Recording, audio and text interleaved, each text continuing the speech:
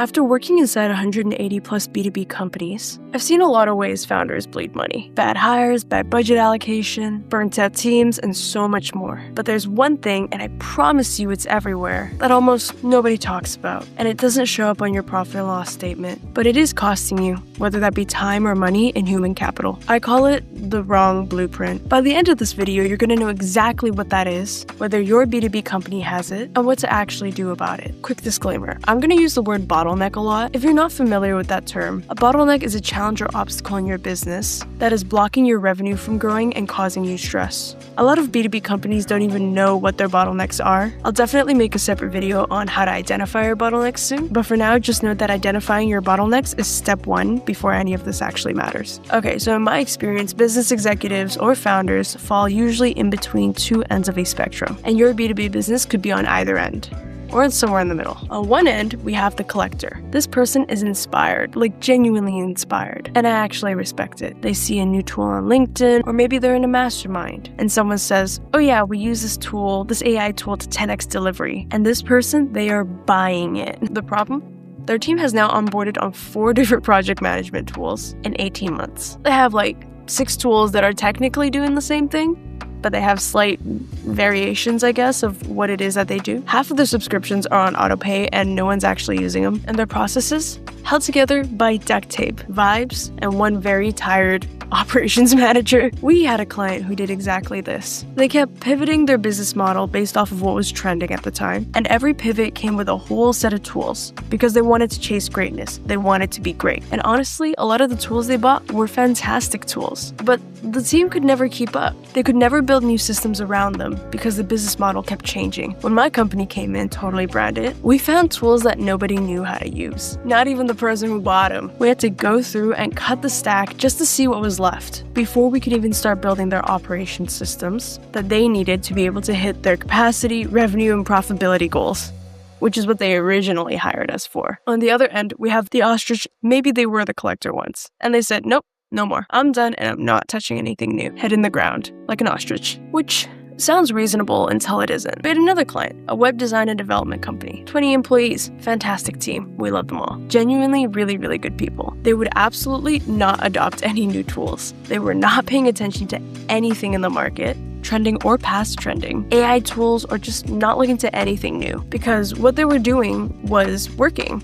And they have always made money like this. They will hopefully continue to make money like this was their thought process. And slowly and quietly, the websites that they were producing were starting to look very dated. New clients got harder to close. Their margins started to get thinner. The business just got harder. This is not because they were lazy. It's not because they didn't care, but because standing still in any industry means that you're effectively moving backwards. We got brought in because they originally thought that their operation systems were outdated, which is also true, but this was like one of the main problems that we found, so which is why I'm making a video about this. But yeah, their operation systems were outdated operations, one of the most dangerous and invisible things that can get in the way of your growth. Here's the thing that might break your brain a little. The collector and the ostrich have the same problem. Neither of them stop to map out their bottleneck before making any decisions, or lack thereof. The collector fell in love with the idea of the solution before they fully understood the problem or how to solve the problem. The ostrich rejected the solution before they even understood the problem.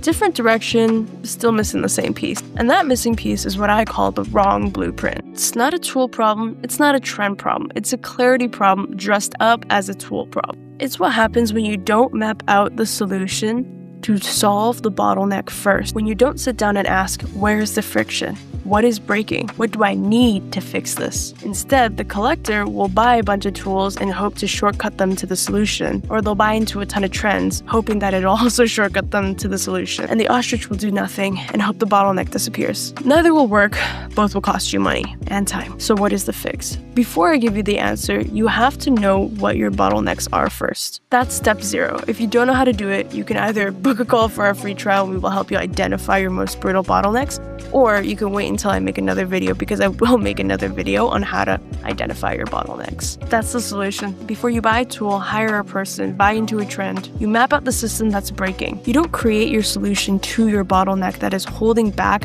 the revenue growth in your business. You don't plan your solution for your bottleneck around the tool that you've already bought. You plan the solution first, figure out what's blocking your revenue growth, and then you get the tools that fit into that solution. It's really that simple. And if you need more help, you must identify where exactly in your processes is the friction happening. Map out what you're currently doing to band-aid that bottleneck as a solution. And the last thing you need to identify is, what does the perfect solution for your bottleneck look like, ideally? What does it need to do? And then only then do you ask yourself, do I need to create a new system? Is this trend worth testing? Because here's what I know from doing operations for over 180 plus B2B companies. The solution should serve the bottleneck, not the other way around. When you build it backwards, when you start with the tool instead of the solution, you're working from the wrong blueprint. Your team is putting in the effort every single day, but working off of a blueprint that was never designed around the actual bottleneck that is holding back your revenue growth. And I hope some of you are nodding already because you know where your blueprint went wrong. And a lot of our case studies for our clients,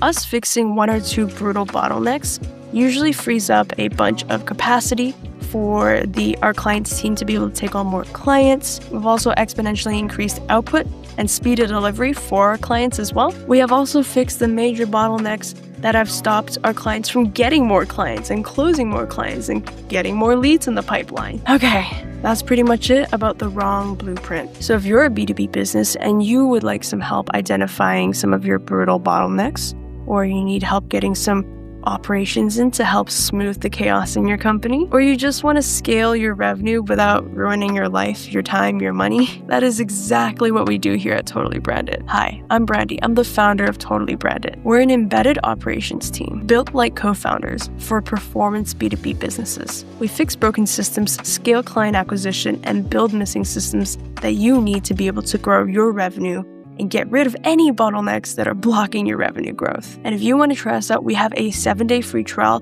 where we identify 1 to 2 brutal bottlenecks that are holding back your business, and we solve them with you. No credit cards required, no contracts, nothing. You get to keep everything that we built together. And if you're a smaller business, you might be more interested in our 7K and 7-day free trial, where we add 7K to your revenue in our 7-day free trial.